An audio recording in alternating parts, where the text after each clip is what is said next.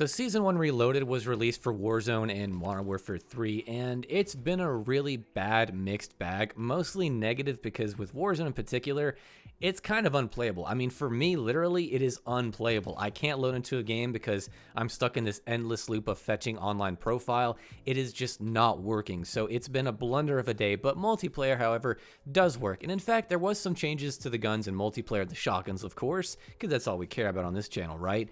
And so I wanted to share with you guys all the changes that I could find. There were some that weren't mentioned, so I'm going to talk about those, and we're just going to go over what exactly changed in the patch notes. So let's go ahead and hop into, of course, timestamps will be in the description below if you want to hop to a certain part of the video. So going down this massive list of changes, what exactly happened? Well, the Lockwood 680 we'll start with at an increased sprint to fire time by about 9%. This is a nerf because it is an increase to the sprint to fire time, not the speed. So it's going to take longer to get your gun up after you're sprinting. So that's kind of sad to see, but didn't make a huge difference from what I can tell when I was playing with it. Now the sawed-off mod stock also got some nerfs. As you can see, pretty much everything is going to help a little bit less now, which kind of sucks, but it's still probably the best attachment in terms of the stocks for this gun.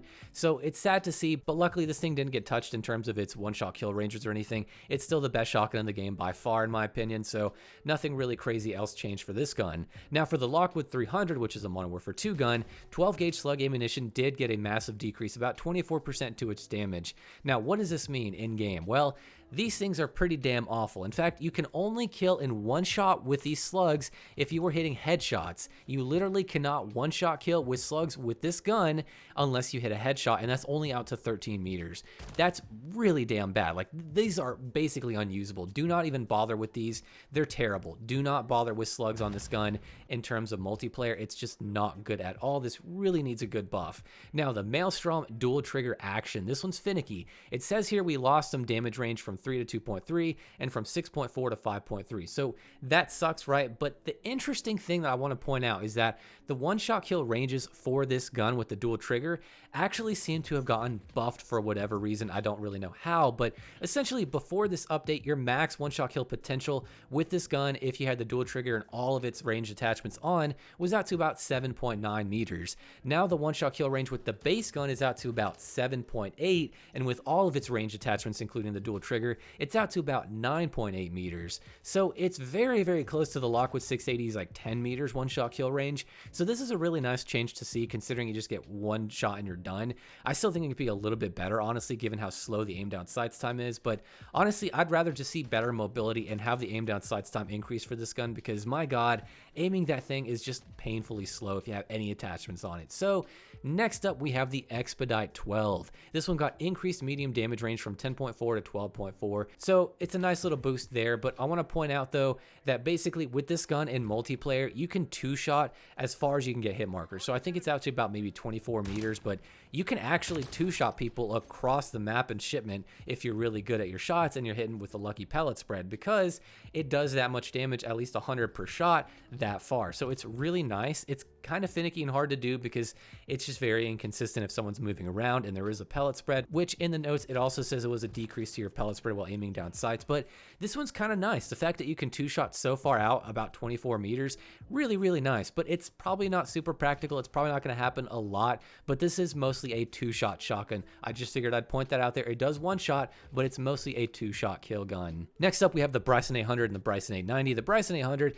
they basically gave it a boost to its mobility, which is really nice to see. The sprint to fire time was a nice adjustment, and also the aim down sights time, pretty massive, from 350 to 300. I think that it could be done a little bit more because it still feels ridiculously slow, especially with the attachments not helping that much. It's just like, come on, please. But I do like where they're going. This definitely made it feel a little bit more usable. I did use it today. It felt a little bit better, but still the range is god awful, and they didn't buff the ranges, so that's sad to see. And then for the Bryson 890, we got an increased rate of fire from 150 to 164.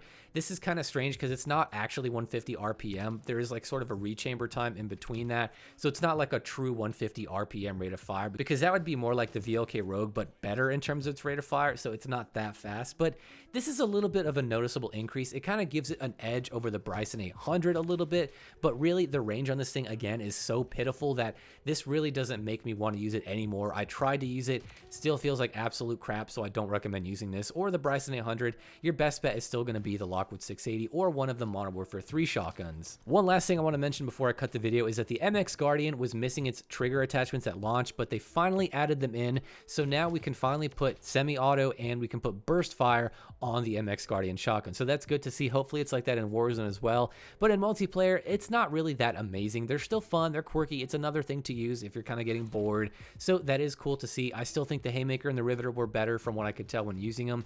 And my God, the MX Guardian has just atrocious aim down sight speed if you kit it out for anything but mobility. So yeah, just keep an eye on that. But pretty much that's going to do it for all the changes I could find. Everything else seemed to be in order. Unfortunately, there were no stealth buffs that I could find to any one-shot kill ranges. The Bryson 800 and 890 are still ridiculously bad in terms of their one-shot potential. A lot of these shotguns are pretty lackluster in general. I think that the Haymaker and the Riveter are actually really good, and the Lockwood 680 as well, but Modern Warfare 2 shotguns need a massive, massive buff. They're still ridiculously bad, although it was nice to see that the Lockwood 300 did get more of a one-shot kill bonus with that dual trigger attachment, so that's pretty cool to see. But overall, very mixed bag update. Overall, it's been mostly negative because I can't play the damn game. I don't want to try and hide my disappointment by the fact that I haven't been able to play it all today, given it's an update day and there's supposed to be like a new contract. Not that I was going to go for it, but I've seen a lot of people complaining about that, and the game's crazy, and there's like the terrain's all weird and the game's all buggy and the loadouts are crashing games and things like that.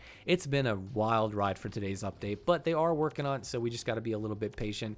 It's unfortunate, but that's just how it is in the world of development. So that's pretty much going to do it for this video, guys. Let me know what you think about all these shotgun changes. Do you think any of these guns could use a buff like I think? Do you think that the Bryson 800 is the worst shotgun in the game? Or do you think something like the Lockwood 680 needs even more of a one-shot kill range? And with all that being said, guys, I will see you in the next video.